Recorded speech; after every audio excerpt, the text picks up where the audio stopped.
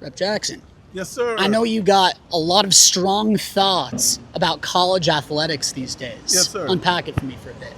Well, if we look at what's happening with the voting rights and in the state of Tennessee, where they specifically have drawn a map to get rid of the only Democrat in the state of Tennessee for voting rights that was secured under the death of Reverend Martin Luther King, I think the young athletes now need to come of age for a new generation and take a stand on civil rights. They should exercise their free market will, go to the portal, and look to transfer to a state where the governor and the state legislature is sensitive to African Americans and their voting rights and the work of Reverend Martin Luther King and the Civil Rights Act. You're saying top college athletes, if they're not in a state that's representing voters, yeah, that's very specifically. That they should leave. And that's they the should state transfer. Absolutely, that's the state of Florida. That's the state of South Carolina. That's the state of Mississippi, Alabama, Tennessee.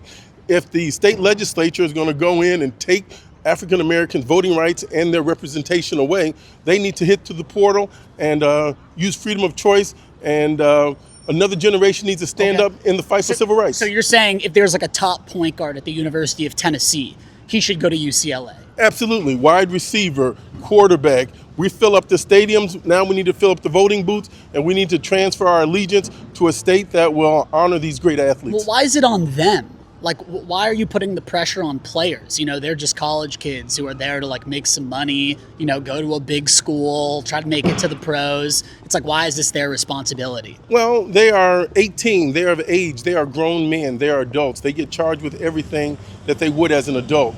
And so now is the time for a level of the additional maturity, the responsibility. They have the right to vote, they have that obligation. And they also have a right to determine what side of history they're going to be on.